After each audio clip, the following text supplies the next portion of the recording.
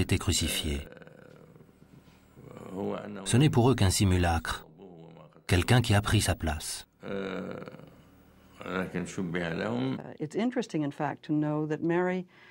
Le nom de Marie est cité bien plus souvent dans le Coran que dans le Nouveau Testament. Et certains aspects de la vie de Marie sont étoffés dans le Coran d'une façon qui ne nous est pas familière dans la Bible.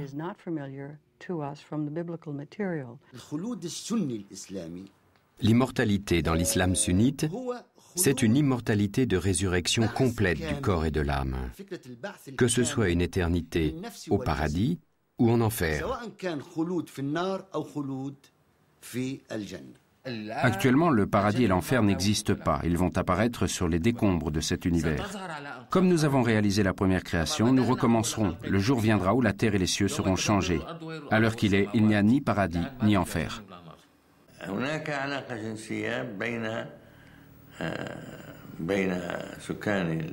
Il y a des relations sexuelles entre les résidents du paradis et les houris.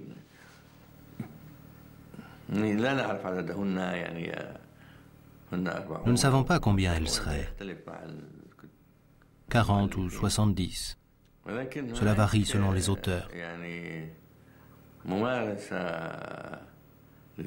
Mais il y a une pratique sexuelle accomplie et plus forte.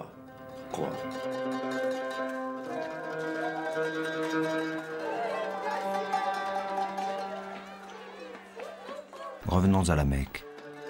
Son rang social le protégeant, on ne pouvait attenter à la personne de Mahomet. On va donc s'en prendre à ceux, parmi ses partisans, qui sont les plus démunis, les plus vulnérables, étrangers ou esclaves tels Bilal, ceux qui n'ont ni la gloire d'un lignage ni le prestige de la fortune.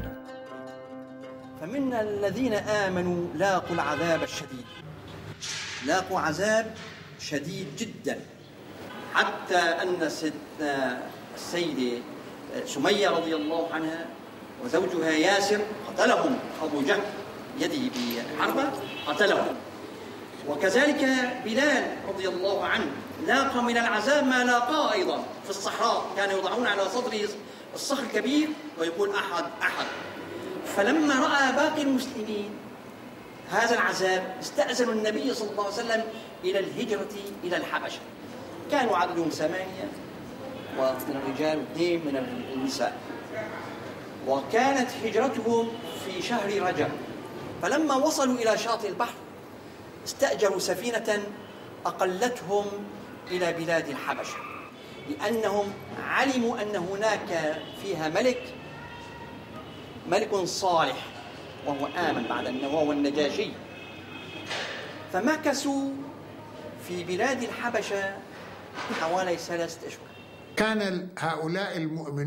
Parmi les croyants, il y avait des hommes, les plus forts, qui demandaient au prophète de les laisser se défendre et se battre contre Koraïch.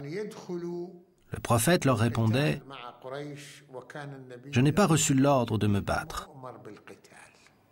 Le prophète avait dit à ceux qui étaient torturés sous ses yeux à la Mecque, Bilal, Soumaya et Yasser, « Soyez patients, enfants de Yasser, votre place est au paradis. » Et il n'a pas dit à leur fils Ammar, « Venge ton père et ta mère. »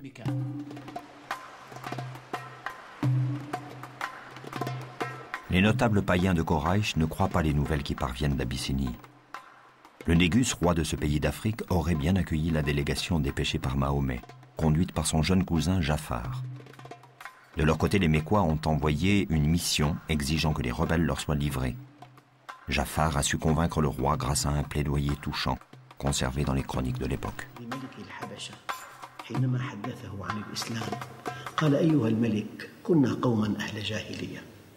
نعبد الأصنام ونأكل الميتة ونأتي الفواحش ونقطع الرحم ونسيء الجوار هذه هي الجاهلية حتى بعث الله فينا رجلا نعرف أمانته وصدقه وعفافه ونسبه فدعانا إلى الله لنعبده ونوحده ونخلع ما كان يعبد آباؤنا من الحجارة والأوثان وأمرنا بصدق الحديث وأداء الأمانة وصلة الرحم وحسن الجوار والكف عن المحارم والدماء كأن هذا هو الإسلام.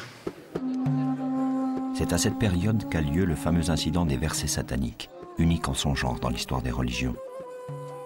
On connaît la colère de Moïse brisant les tables de la loi, la révolte de Jésus contre le silence de Dieu sur le mont des Oliviers. Mais l'expérience de Mahomet ne ressemble à aucune autre. Cette fois, la tentation lui fait dire ce que Dieu n'a pu ordonner de transmettre. Cette histoire raconte que Satan a tenté le prophète, c'est-à-dire qu'il lui a mis dans la tête l'idée d'ajouter à ce qui lui avait été révélé, en parlant de Allat, Al-Uzza et Manat, la troisième, ces belles femmes supérieures dont l'intercession est souhaitable. Et les gens de Koraïch se réjouirent de cela et lui dirent « Puisque tu reconnais nos dieux, eh bien nous, à notre tour, nous reconnaissons ton Dieu. » Mais un jour ou deux plus tard, Dieu Tout-Puissant le réprimanda et lui fit des reproches, puis fit descendre le verset suivant. « Si ce ne sont que des noms que vous prononcez, vous et vos pères, Dieu ne leur a donné aucun pouvoir. » Les deux phrases précédentes furent donc annulées et le nouveau verset s'en prit aux déesses dans la sourate Al-Najm, l'étoile. Ces deux phrases sont ce qu'on appelle les versets sataniques. Certains chroniqueurs musulmans, de ceux qui rapportent les récits, les hadiths à propos du prophète, en parlent. Mais la plupart des savants disent que c'est une histoire inventée, une histoire forgée de toutes pièces, qui n'est pas vraie. La tradition aurait pu facilement gommer ce passage. Il y a bien d'autres épisodes qui ont été simplement retirés des textes. Pour cet épisode, ce n'a pas été le cas. Les versets qu'on appelait sataniques ont bien été retirés du texte du Coran, ils n'y figurent plus actuellement, mais chaque fois que les commentateurs arabes racontent l'histoire, eh bien, ils racontent tout l'épisode. On a donc une transmission qui est curieuse, qui est une transmission dans la dénégation.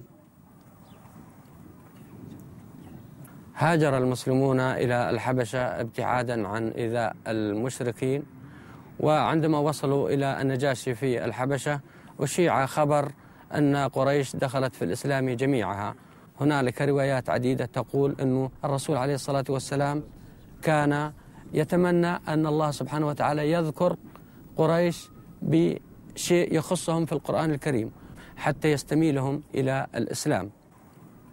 وتقول الرواية بأن الرسول عليه الصلاة والسلام كان في المسجد وصلى ودخل المشركون خلف الرسول في الصلاة وورد ذكر قصة القرانيق والتي يقول فيها تلك القرانيق العلا وإن لشفاعتهن لترجى. وكان بعض المشركين خلف الرسول عليه الصلاة والسلام فسجد الرسول وسجد من كان من قريش معه. كان معظم قريش لما سمعوا بذكر هذه الآلهة سجدوا مع المسلمين ظنا منهم بأن الله سبحانه وتعالى خصهم بهذه الذكرى. وشيع هذا الخبر في الحبشة عند المسلمين المهاجرين من مكة المكرمة وظنوا بأن قريش دخلت إلى الإسلام وبذلك يكتفون شرهم. فخرجوا من الحبشة عودا إلى مكة المكرمة ولكنهم فوجئوا بعكس ما ورد من هذه الرواية وأن قريش لا زالت على دين الآباء والأجداد دين عبادة الأصنام والأوثان.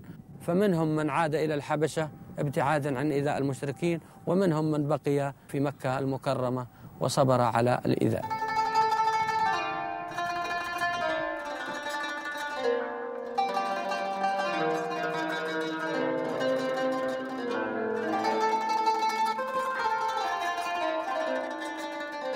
L'incident des versets sataniques n'a pas été compris par les contemporains du prophète.